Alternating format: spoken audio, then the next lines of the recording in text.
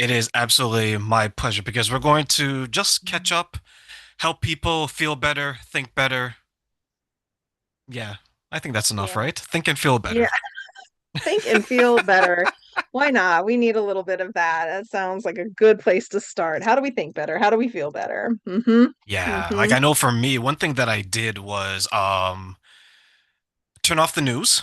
I Mm, think that's a big brother. first step. Yes. But I'll share with you since the last time we spoke, I finally got Netflix, cable, and Disney Plus. I've entered the 21st century. Oh, yeah. You went in. Well, most people have been going out. I love that. Yeah. Are you I enjoying it? know. Is it bringing you joy? Um, Are you having fun? there's so many shows and movies. I can't believe the catalog. Yeah, yeah, it's unfathomable. I use this little app on my phone. It's called Tracked, but it just lets me like put in shows I want to see, and it's something. And then it tracks shows that you watch. You can check off the things you're watching. I'm like, oh my gosh, I have 80 shows in the queue. Like, how am I ever? And then you just keep adding more and more. But anything you've been watching lately that you've particularly loved, that you've been finding joy Yeah, in? yeah. So what I've done is like I've tried to be like more proactive with my time because just helping people with their issues, you tend to forget yourself a lot of times, right?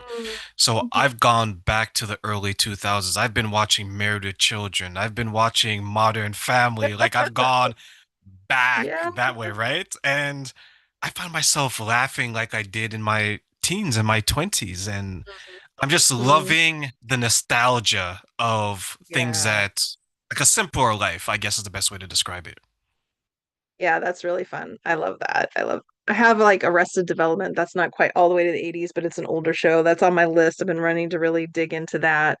I most recently watched Euphoria. It is not lighthearted. It is not funny, but it was really beautiful and fascinating to watch this story unfold of these. It's set in, high school, but if you want realistic high school, this is not realistic high school. This is very fantastical. But this young gal's journey through addictions and relationships, and a lot of conversation around queerness and identity. And I found it just like to be really beautiful, upsetting and challenging at times, but beautiful. I sometimes go the opposite in my TV. It's like, I want intense, I want interesting. Like sometimes I should just watch cartoons. I really should, Bring especially with back the everything that's going on in the cartoons. world. We got enough ugly in the world. I know, I Yeah. know. Let me ask you then, I guess my first question is, how do you think what do you think are some of the benefits in people finding things of the past that brings them joy in their current life, Mhm. especially these days? Mhm. Yeah, I mean, it's so important for our nervous system. If this is one of the challenges of social media and of the news. It's constantly pinging that cortisol into your system and that stress response and that fight flight response and keeping you in that hypervigilance and on guard. And that's really exhausting for your nervous system. And so it needs, we just need moments of reprieve. And I know it's challenging. Sometimes we feel like, well, gosh, like I'm in the middle of uh, a part of history where sitting down and taking a break feels really scary to do on one hand, right? Like, okay, I don't want to topple over. I want to stay vigilant. I want to stay on top of the things that are going on. But as so many people have offered, in different ways, joy is an act of resistance. And I think that more than an act of resistance, it's necessary in order to resist. It feeds your spirit, it keeps you balanced, and if for no other reason, doesn't have to be for the purpose of resistance, but just for balance. We can't be in stress state and worry, and there's so much coming at us all the time. It's okay to kick back, it's okay to laugh, it's okay to be silly. It's one of the reasons why I do my little What's Up Wednesday post on my TikTok. And if you're not following me there or on Facebook, it's just little moments of lightness in the midst of healing from tough shit, and broadly speaking, dealing with so much that going on and that we're facing in the world, to just have a little breath in the middle. Do you think sometimes we get stuck in the negativity and we are unable to see the more positive things in life? Yeah, I mean, and part of that's what's so tricky is your brain actually likes the negative to a certain extent more than the positive. It feeds off of it in a very different way neurologically than positive. And so we can get, good, feel good like oxytocin and dopamine hits from things like hugs. This is part of the reason why cat videos and dog videos are so popular because they kind of like immediately, hit that. But the way that your amygdala lights up, and your amygdala is one part your freeze, fight, flight center, like your survival center, but the other part of the amygdala is your pleasure center. And so there's this kind of like with negativity, there's this way in which like that can be kind of collapsing those two things. And so you're getting, a lot of reinforcement when you view and take in negative. Of course, you don't have to stay that way, right? Just because the brain trends towards the negative doesn't mean we're beholden to that, right? Which is where becoming intentional and what am I watching and what am I taking in and how much time am I spending in the news and streaming and or scrolling and those kinds of things is so important. Hmm. Like for me, as I get older, I realize that there's things in my life that I really appreciate now that I look back and I'm like, "Oh, Rachel, I can't believe I took that for granted." Right? Like Did you ever want people, to grow up, Terrain? What were we thinking? no. I know, like socks, like fancy socks. I love fancy socks now. Like it's like I'm a 1,000-year-old man at this point, right? Another thing is Getting the like tug printed out. shirts. Yeah, like I like matching my printed shirts with my fancy socks.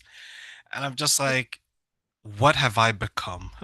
Oh my gosh. Yeah. Right? Yeah. I remember a time where it was like black socks and like gray socks. I'd even have like white socks, but Hmm. now I find it like in the smaller things just because I think that looking back, it shows me that one, I could afford these things, and two, I have control over it. Hmm. Right. I know Hmm. you and I have talked so many times Interesting. where there's people who have come in and out of our lives, some positive, some not so positive, but I've always tried to push forward. And I remember both my parents the other day, they're like, Trey, why are you so happy? Like, I think we need to take you and get your blood tested so they can sample it and spread it with everyone else. I'm like, if Aw. my mom and dad are saying that, like, I think there's Oh, something, but yeah, I you hit always on the wanted head. to maybe move away from the negativity. Do you think Mm. society and culture plays a role in how we view the world and the lens that we Oh, use? absolutely. I was just watching a guy who's in Jamaica, and right now, gosh, they're facing like this terrible hurricane, right? And but he played a clip of American-based media and then a clip from Jamaica, right? And it was just such a stark juxtaposition of how the reporter in America is like squalls like we've never seen, destruction is imminent, da da da da. And the guy in Jamaica, the Jamaican guy's like, okay, so for the next hour, we need to really prepare for this, this, and this. It's like just very succinct and calm, practical. And yeah, I mean, that's what media has figured out that people will stop and pause on the what do they call it, like the rage bait, right? Much more, and tune into that and feed into that and much more than positive. This is one of the reasons I also have some creators that I follow that are good news only. That's all they do. They just do good news. John Krasinski, yeah, John, yeah, from The Office. He tried to do a series. I think it was even was it during the pandemic? Anyway, and it was wild how people like push back against him. Toxic positivity, da da da da. Da. You're not telling. I'm like, wow, like how have we gotten to a place where we can't even create space for just good news? That's wild to me. Yeah, I'm very, very surprised. Like even that's part of the reason why I stopped going to like corporate events. Because Mm, sometimes when I would go there, they'll complain about something, right? Clients, policies, processes, and I'm thinking to myself, this is why you only marry within the industry. Because if you were to bring someone from the outside listening to this, they'd be mm, like, is this what you guys do all day? right? Just Yeah. talking about like there isn't anything outside of it. I even asked someone, I was like, tell me something about yourself. And they listed all these things that was related to work. I was like, okay, I'm going to take away your job. Who are you? And the Mhm. person was like, Mhm. oh, identity crisis. Right now, they're trying to remember who they were, and they just struggle with it. Yeah.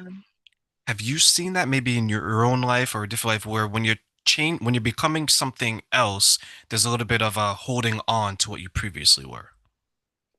Yeah, I call that the XO problem. So like we start to live life, as an X. I'm X. This is what I do. These are my identities. This is how I see myself. This is how the world sees myself. And sometimes those identities are put on us. Now, through the context of the work I do, that's trauma, right? Abuse, trauma, and like these kinds of, ways that people, talk to us or treat us. And when we start a healing process or we're just growing, then it really is you're trying like to shift from this X into this O. And so it's not straightforward. That's why it's a stretch. That's why it's challenging. That's why it's uncomfortable, right? Because I've known X. I know exactly how to be X in the world. And then what can be additionally challenging terrain is that if the people around you love you being an X, then you're going to hit even more resistance because when you start to become that, oh, and you start to set boundaries or you start to stand up for yourself or you're not willing to do all the work and all the hustle and you want support more, then you're disrupting patterning that's around you. And so then that can cause people sometimes to really surrender like this is too much, this is too hard, I'm getting too much pushback and come back into that. But gosh, when you stay in it, when you stay with it, then the evolution of self. And then, by the way, the O doesn't stay permanent. What the O does is now that becomes another X. And you may stay there and you may find that you're done and you're settled in yourself. But then a life circumstance might come along where you go, oh shit, I got to do it again. And like that's the part. That's the part, right? Oh, Yeah, that's the part that's tough where you're becoming something else and you're like, yes, I love this person that I'm becoming.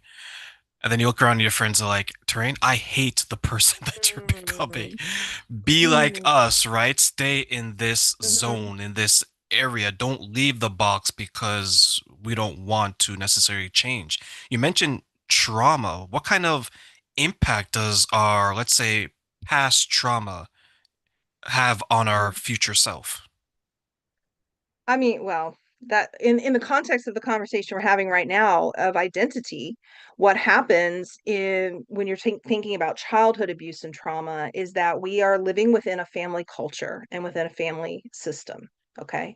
And that family can look all kinds of millions different ways. That can also be the context if you happen to be growing up in foster care, whatever the case may be, or growing up with grandparents or aunties, whatever it is. But whatever your family culture, the system that is technically responsible for providing for you because you are a dependent as a child.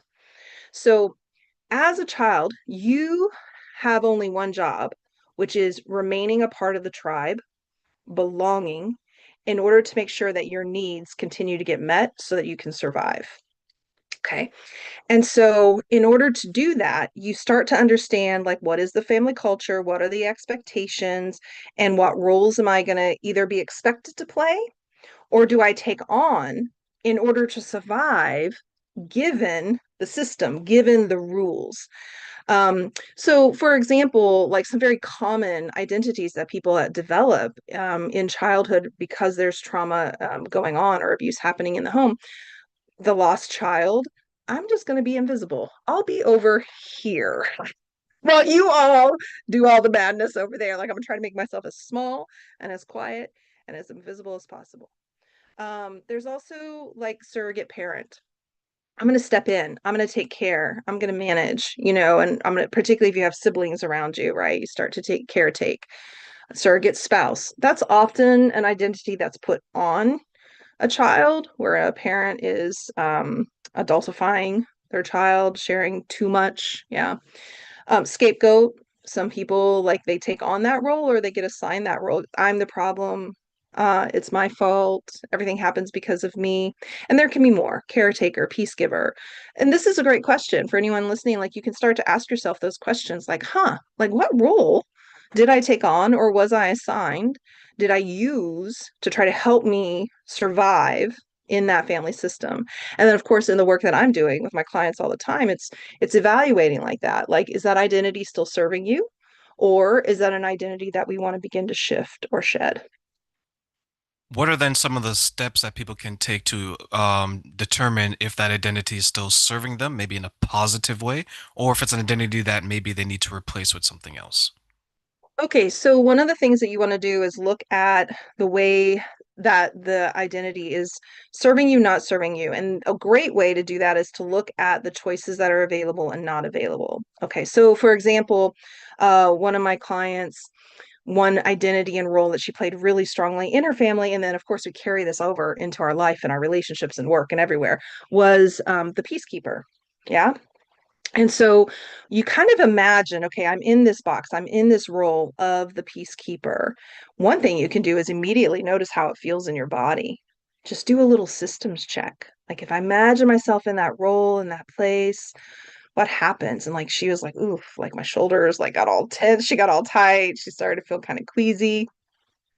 And then you want to think about like what are the choices I can make when I'm in this identity, in this role? There are choices there, right? I can be a peacekeeper. I can help people negotiate. I can help people, navigate conflict. I can bring calm and grounding to a situation, right?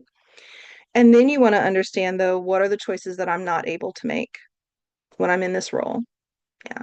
And for her, it was things like, well, I never get to really prioritize myself. I have to always be looking outward towards what other people need. And I'm always kind of sacrificing my own needs, my own wants. And there were other things. And so what we started to understand is like you need an additional identity to be able to step into. And for her, she just called that the me box. The me first box, yeah.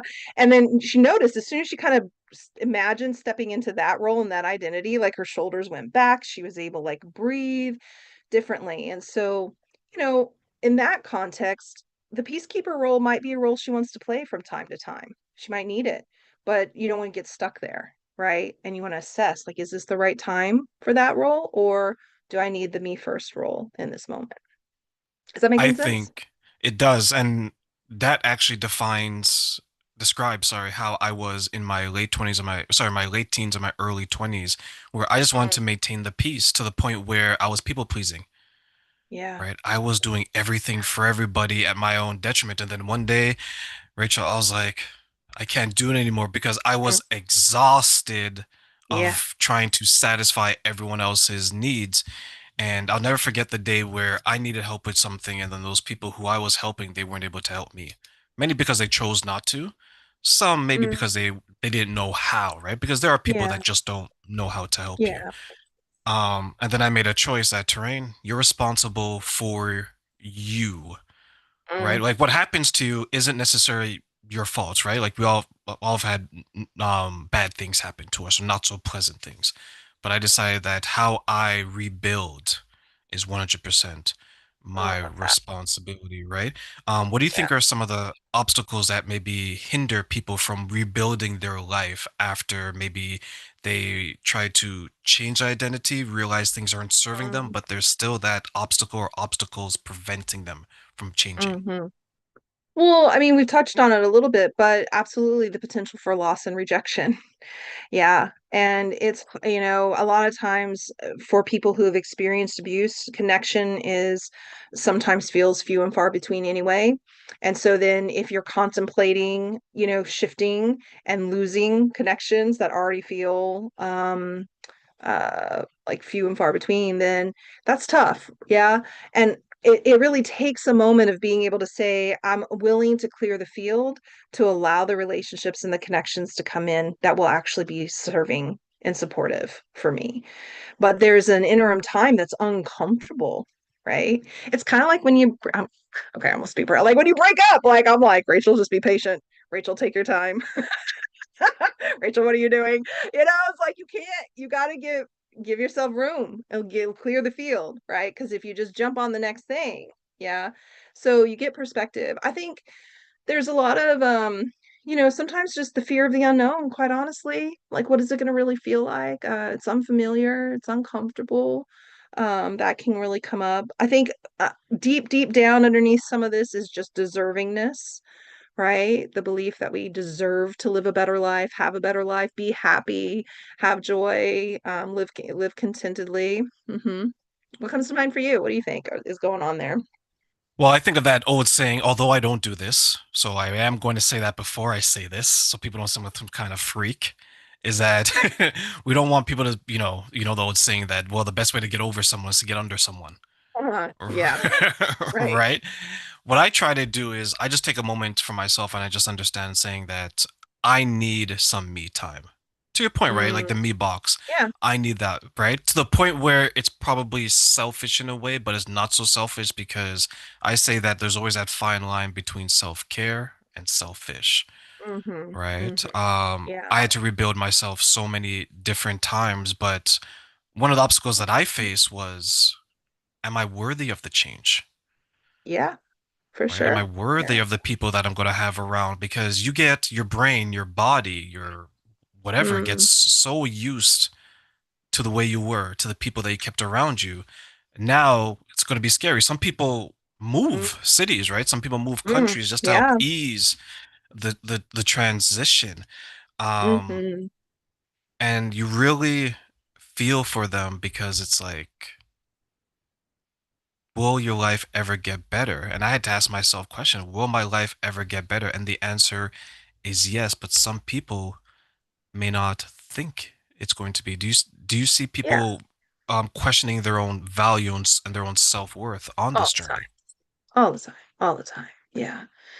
I mean, key, messaging that one receives when you experience abuse is that you're not worth it. You're not deserving. You're not lovable. Um, if the person who was supposed to care and protect me did not, then, what does that mean about me? Well, of course, it means nothing about you. It means everything about that person and their choices. But that's not how it works when we're kids. We take all that on. And so that's where that the healing work is. It's like unraveling all of that and challenging um those messages. I was talking with a client the other day and she's, wanting to step out and start to share her voice. She's shifting identities from being kind of quiet and hidden. And I want to start posting about, these resources and these games, particularly around healing.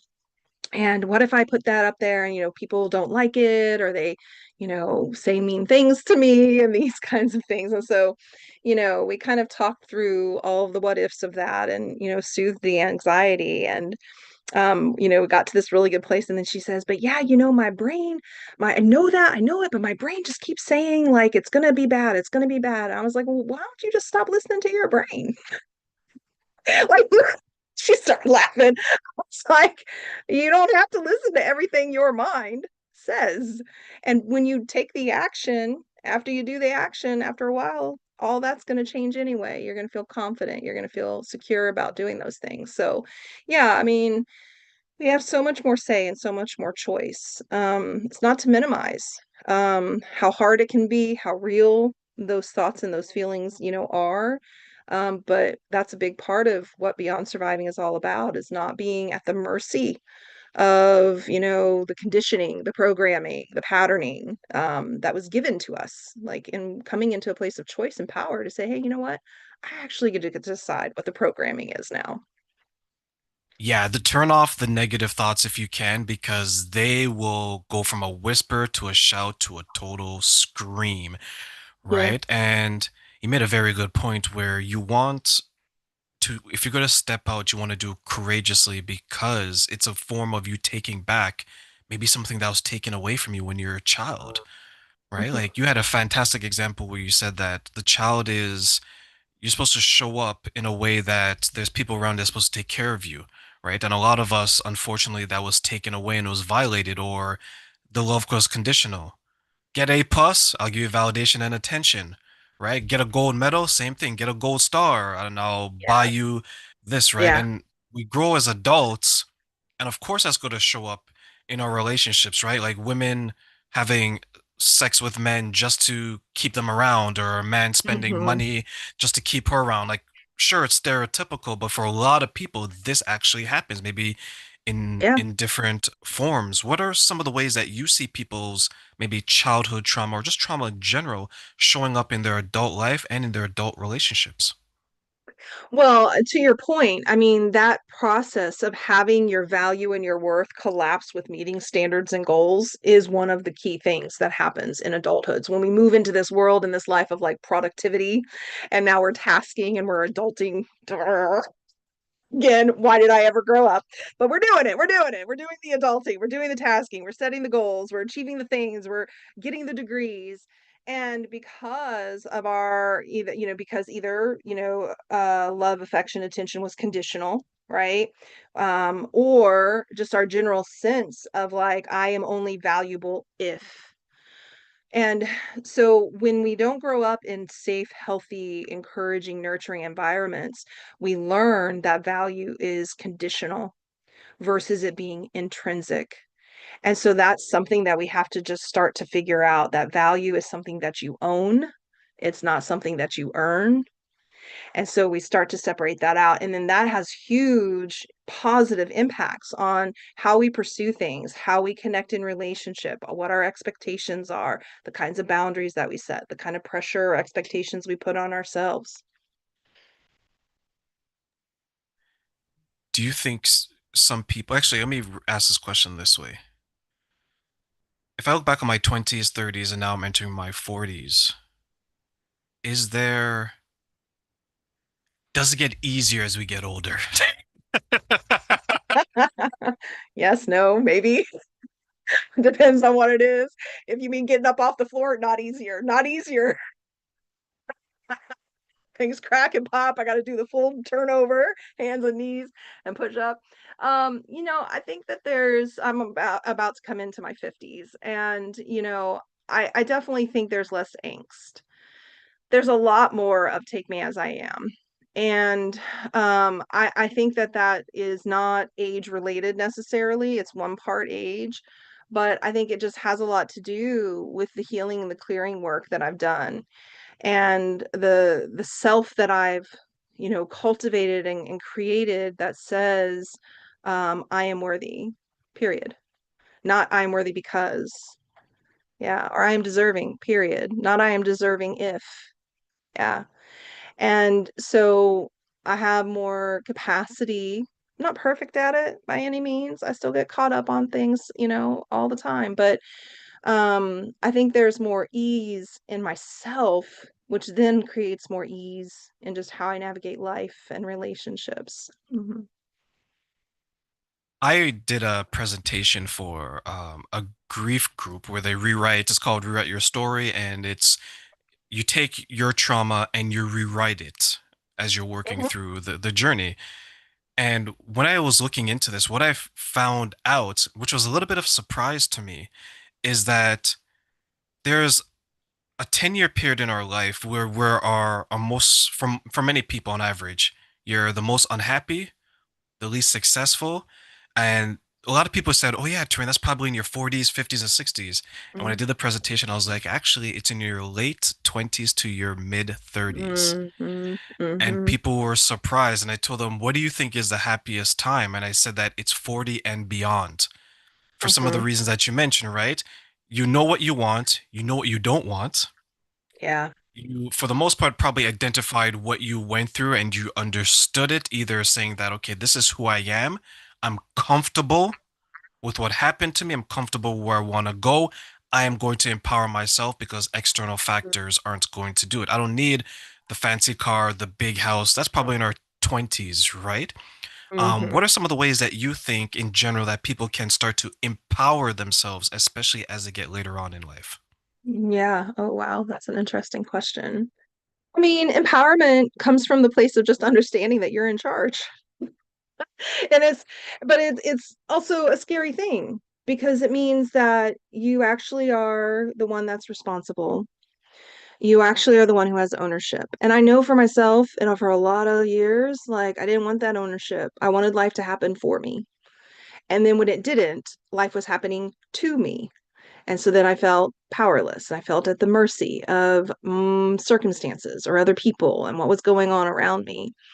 And in my, mid to late 20s, when I really dove into this work intentionally, I would say one of the biggest pillars of the philosophy of the work that I do is that autonomy and power come first and foremost from ownership and responsibility and choice. And again, it can feel scary and overwhelming in that, but at the end of the day, it's freedom. It's absolute freedom. If you were to look back, what are some of the emotions that you remember experiencing when you decide to take back your ownership and take back your power? Hmm. Oh, I mean, it was definitely a mixed bag. There was a part of me that felt excited, ready. Um, like I could see the end. I was like, okay, there it is. But then there was like all this like goo in the middle. Like, well, what's all that goo? And I'm not sure about the goo. And like, what am I gonna have to step through? And how's it gonna feel? And am I gonna be able to get there? So some insecurity, some fear, some anxiety, excitement. Um, but I think one word that people and my friends in my circle often use to describe me is unstoppable. And for whatever reason, that, whatever lived experiences, nature, nurture, who knows what it is, but that for me is like when I set my eye on something, like I do become that. I use that energy. And so I think that was the most compelling energy. It was like, okay, whatever comes, however it feels, whatever's going on, like we're going and we're not stopping until we get there. For me, not only did I have to step through it, I felt like I had to step over people. Like I was stepping over dead bodies, Mm, right? mm. Because I had the Yeah. fear, but the fear was fueling like a rage, Oh, right? interesting. And the Yeah. rage was, how can this be happening to me? Mm, From my parents divorcing, my relationship falling apart at that time, having difficulties at work. Rachel, I look around and I was like, I don't even have a safe place to go, mm, right? mm. You have difficulty Yeah. at work, you go home. You have difficulty with your partner, you go home. Or if you have difficulty at home, you go to work. I was like, I need Yeah. to be like Superman and find a cave somewhere so I Oh, can fly all right, and yeah. just hide Yeah. out. Yeah. But where I found peace was sitting with myself, Yeah. with all the thoughts, with all the insecurities, with all whatever emotions. And I was like, Terrain, you have to get through this. Not only, but the most important reason you have to get through this is because you have to get through it for yourself, Yeah. Yeah, right? absolutely. And thank goodness you did, because ultimately it was for yourself, but now it's of benefit for so many, like because now you get to be here sharing your experience and your conversations. And, it's not ever, I don't think it ever needs to be the first thing on the list that motivates us, but sometimes connecting into what will my shift, how will that impact the people around me that I love and the communities or my capacity or my ability to make an impact in the way that I want to. And that doesn't have to be big world changing things. It could just be like I have a healthier family or I'm able to better relate to my, coworkers or whatever it is. Yeah, that's really beautiful. Yeah, or I just got out of the bed and my knees didn't crack. Right? Wishful thinking. Where it could be something as simple as that. I was like, you know what? I got out of bed pain free, and I didn't Yeah, do that's true, right? uh. Yeah. Boy, yeah. More and more, it's like I gotta focus on the body, gotta focus on mobility, gotta focus on strength. Like I think your priorities change. I think that's just a little bit of what getting old does. Like you gotta be in your body, because you can't just go running around like you did in your 20s, right? There are consequences. There are consequences here. So we have to be a little more methodical, a little more thoughtful about things. For us who are helping people in different ways, what are some of the workshops or there's some of the things that you're doing to help people along on their journey as well? Amazing. So, I have a workshop coming up in November on the 5 keys to confidence. So, I'm really looking forward to diving in. Confidence is such an interesting concept. It's a word we use all the time, but it's not necessarily a word that we, understand how to master. What does it even mean to build confidence, to have confidence? And of course, how tied into that is all of our self doubt and our insecurities. That's the other side of the coin. And so, for any of you who are kind of in that place in your journey where you're noticing that self doubt and fear are kind of holding holding you back, then please come register for this free workshop. It's happening on November 20th. Train will share the link, and so y'all can come over and register for that. I'm also going to be launching a new group program in January. And I'm offering it at a really reduced rate. I'm going to do a 5-month program. I'm kind of testing out holding like a minimum of 20 people in that program. I've done it in the past, a shorter time frame, fewer people. So I'm extending the time frame and expanding the number. So, if you want to really dive deep into the world of Beyond Surviving, then, shoot me an email about that and just say, hey, I'm interested in the group program starting in January, coach@rachelgrantcoaching.com. So I'm excited about that too, because just stepping out and trying some new things and new ways of increasing impact, increasing reach, and making things, accessible for people. And final question, Rachel, before I let you go. Since you did mention confidence, I want to ask you this question this way. I'm going to give you three wishes. And what are three things you wish people knew about the power of confidence and Oh why? my God. 3 things I wish people knew about the power of confidence. Okay, well, the first thing I wish people knew about confidence is it's not something you're born with or not.